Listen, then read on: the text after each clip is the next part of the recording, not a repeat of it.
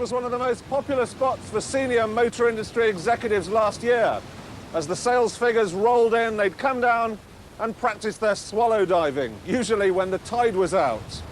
Everybody knows the car market was down 21%, but some manufacturers did even worse than that. Porsche were down 40%, Jaguar sales were nearly halved. And the problem for these motoring minnows is they can't afford to invest their way out of trouble. They can't afford the $1 billion or so that it takes these days to design and develop an all-new car. So what they have to do instead is practice the art of evolution, evolving existing models rather than revolution, starting again with a clean piece of paper.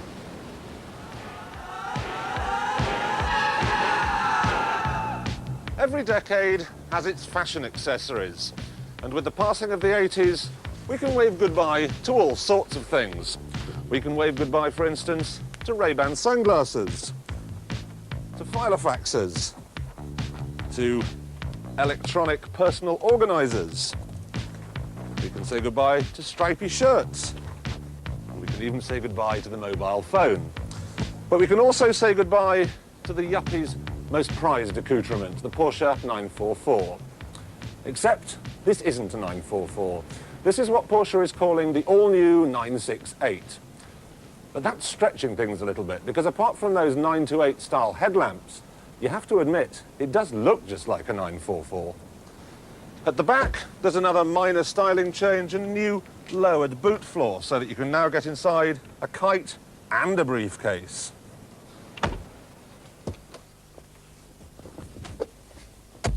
Inside, it's pretty much identical to the old 944, still beautifully made and still completely under-equipped.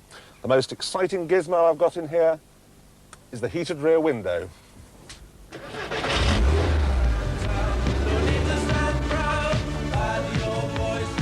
Like the 944 before it, the 968 uses a 16-valve, 3-litre engine.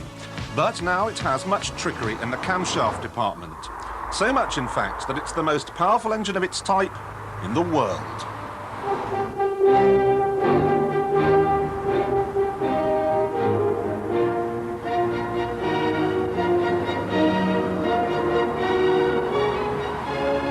Top speed is 156 miles an hour, and it'll haul itself from 0 to 60 in 6.5 seconds.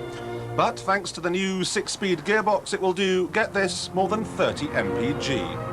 More amazing still, Porsche say that in a smoggy city like Los Angeles or Athens, the fumes coming out of the exhaust are actually cleaner than the air going in through the engine. Yes, and I'm a hobgoblin. Now, in the days of the old 944, people wanting to get on the Porsche ladder could choose between the soggy S2 or the hard-charging turbo. Well, as the 968 has such a welly full of clout, there's no need for a turbo, so the only choice you get is with the suspension. In this one, which is running on ultra-wide tyres and has a sports setup, every bumpy road leads inexorably to the osteopath. The joy of a car like this is that it combines Wagnerian Germanic build quality with more practicality than you might think. Remember, at the end of the day, it is a hatchback. It's also a thrill a minute to drive on these twisting, turning country lanes. It's absolutely sensational. I think if my colleague Tiffany Dell were to thump this round a racetrack, he'd emerge wearing a grin the size of Cheshire. Now, the old 944 Turbo was always regarded as one of the world's best handling cars, and I have a sneaking suspicion that this new 968 is even better. But all the qualities that make it such a superb racer make it a complete pain in the neck for normal drivers like myself. Not only is the ride horrid, but the tyres rumble like distant thunder and indulge in the dangerous practice of following the camber of the road, no matter what the driver does with the wheel. It's absolutely fine for the enthusiast, but for everyone else, it misses the mark by about 76 miles. The standard suspension is far, far better, but as we've come to expect from Porsche, neither is going to be what you'd call a bargain. I have it on very good authority that when this car is launched in May, it's going to cost £40,000. Now, last week I drove it in a back-to-back test with a Nissan 300 ZX. I'll admit the Nissan was less well engineered, but it was faster, it was more striking to look at, and it was every bit as well made. It was also £10,000 cheaper. So I'm afraid as far as the 968 is concerned, it's thank you, but no thank you. At £30,000 it would be just fine, but at 40,000 it's starting to play games with the big boys. And they don't come much bigger or better than this big Brit bruiser.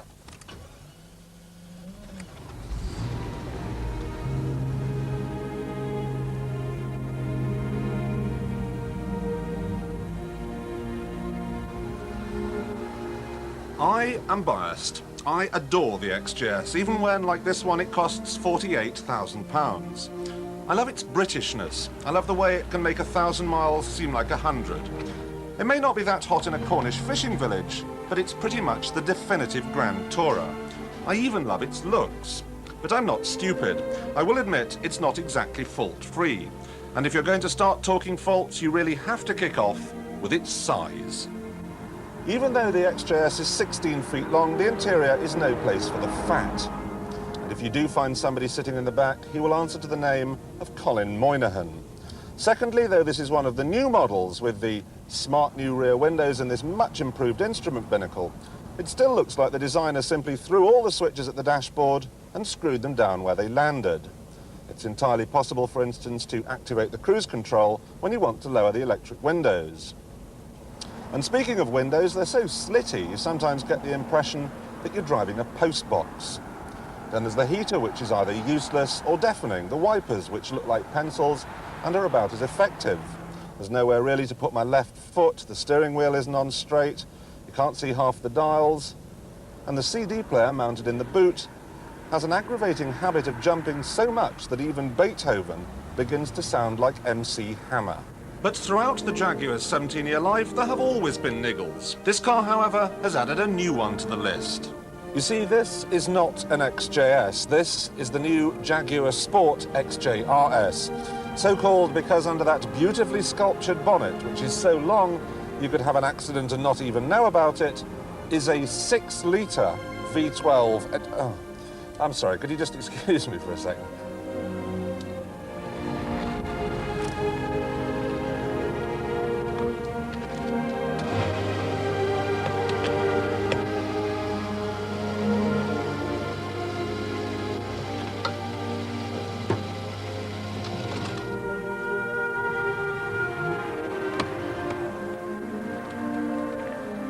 Right, now, where were we? Yes, sorry, 6-litre V12 engine. Now, this churns out a not inconsiderable 333 horsepower. Even though it's mated to a rather archaic 3-speed automatic gearbox, this car will still out-accelerate the 968. It also has a top speed of, oh, I don't believe this. I'm sorry, I'm going to have to stop again.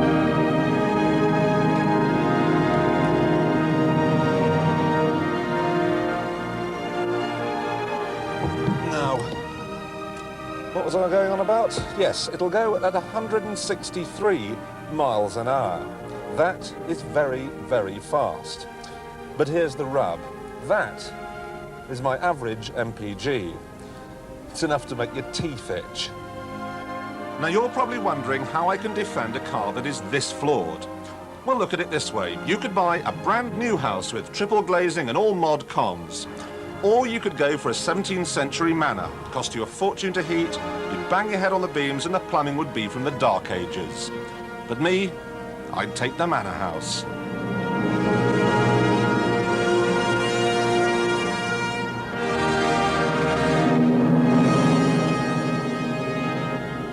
Stop, stop, hold everything.